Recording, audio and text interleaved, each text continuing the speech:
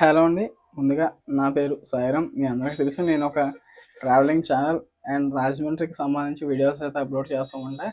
కానీ కొద్దిగా ఇప్పుడు రావడానికి మెయిన్ రీజన్ ఒకటి వచ్చేసి దేశానికి వ్యతిరేకంగా దేశంలో జరుగుతున్న అరాచకాలని మనం ఈరోజు ఎక్స్పోజ్ చేయబోతున్నాం. మీకు కొన్ని వీడియోస్ చూపిస్తాను, కొంతమంది పేర్లు చెప్తాను. వారి యొక్క వీడియోస్ చూడండి. వారి వీడియోస్ చూస్తే మీకు ఒక క్లారిటీ వస్తుంది. ఓకేనా? ఫస్ట్ ఆఫ్ ఆల్ ముగ్గురు చెప్తాను. ధ్రువ్ రతే అంటే మనకి జర్మన్ షెపర్డ్. జర్మన్ దేశంలో ఉంటాడు. భారతదేశంలో పంజాబ్కి సంబంధించిన ఇతను జర్మన్ దేశంలోకి వెళ్ళి అక్కడ చదువుకొని జార్జ్ సోరోస్ అనే ఒక విదేశీయుడితో కలిసి మన దేశ ప్రభుత్వాన్ని కూల్చడానికి 2024 ఎలక్షన్లో ప్రయత్నం చేశాడు. అప్పటి నుంచి ఇప్పటిదాకా కూడా దేశ వ్యతిరేక కథనాలకు తప్ప ఇప్పుడు వచ్చి దేశానికి సంబంధించి ఎటువంటి మంచిని కూడా ఇతని ఛానల్లో పెట్టలేదు. ఏమనంటే కనుక ఫ్రీడమ్ ఆఫ్ ఎక్స్ప్రెషన్స్ అంటారు, ఇంకెలాగా ఖలిస్తానీ గురించి మాట్లాడతారు, కాశ్మీర్ గురించి మాట్లాడతారు. వీళ్ళందరూ ఉన్నది భారతదేశంలో, కానీ భారతదేశం వ్యతిరేకంగా మాట్లాడతారు. మనకి ఆంధ్రాకి వచ్చేస్తే కనుక కృష్ణ అనే ఒక యూట్యూబ్ ఛానల్ అండ్ తులసి చందు అనే ఇంకొక యూట్యూబ్ ఛానల్, వీళ్ళందరూ కూడా జార్జ్ సోరోస్ అనే ఒక అతను వీళ్ళందరికీ ఫండింగ్ చేస్తున్నాడేమో. ఎందుకంటే చేస్తేనే వీళ్ళు దేశ వ్యతిరేక కథనాలను ప్రసారం చేయడంలో వీళ్ళందరూ కూడా దిట్టరు. వీళ్ళందరికీ కావాల్సింది ఏంటంటే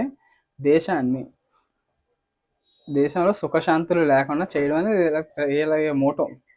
వీళ్ళందరికీ కూడా మనకి రాహుల్ బాబా గారే ఫండింగ్ చేస్తున్నారు. ఆయన దగ్గరికి మన జార్జ్ సోరోస్ కూడా ఫండింగ్ చేస్తున్నారు. జార్జ్ సోరోస్ అని ఇంకొక ముసలాయన 90 ఏళ్ళ వయోవృద్ధుడు వీళ్ళందరికీ ఫండింగ్ చేస్తూ ఉంటే వీళ్ళందరూ, ఎందుకంటే నేను చాలా వీడియోలో చెప్పే ఉంటాను, విదేశీయులు దేశాన్ని పాలిస్తే ఎలా ఉంటుందో మనం గత 60 సంవత్సరాలుగా చూసామండి. కేవలం ఈ 15 సంవత్సరాలు గడిచిన ఈ 10 సంవత్సరాల్లోనే మన భారతదేశ ఆర్థిక వ్యవస్థని తీసుకొచ్చింది మోడీ గారు, బీజేపీ ప్రభుత్వం.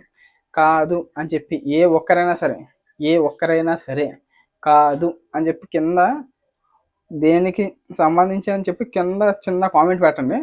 రెండోసారి ఇప్పటిదాకా నేను చేసిన వీడియోస్ అన్నీ క్లోజ్ చేసుకొని లైఫ్లో రెండోసారి కూడా కెమెరా ముందుకు రాను, వీడియోస్ కూడా అప్లోడ్ చేయను. ఓకేనా? ఎందుకంటే దేశాన్ని నెంబర్ 1గా తీసుకెళ్లాలని ఆలోచించేది బీజేపీ ప్రభుత్వం, దేశాన్ని నాశనం చేయాలి అని ఆలోచించేది కాంగ్రెస్ ప్రభుత్వం. మనం చూసుకుంటే కనుక తెలంగాణలో పరిస్థితులు కూడా చూసుకోవచ్చు. ప్రజెంట్ నాకు రేవంత్ రెడ్డి గారు చాలా ఇష్టం అండి, కానీ రేవంత్ రెడ్డి గారు ఉన్న పార్టీ మాత్రం నేను ఫుల్ వ్యతిరేకనండి. దేశ వ్యతిరేక కథనాలకి, దేశ వ్యతిరేక చర్యలకు Congress party care of address ఉంటుంది. మనం భవిష్యత్తులో చూడవచ్చు, కొన్ని రోజుల్లోనే భారతదేశంలో హిందువులు అనే ఒకప్పుడు ఉండేవారేమో అనే స్టేజ్కి తీసుకొస్తారు కాంగ్రెస్ ప్రభుత్వం. కానీ హైదరాబాద్లో ఇంకా కొనసాగితే కనుక తెలంగాణలో.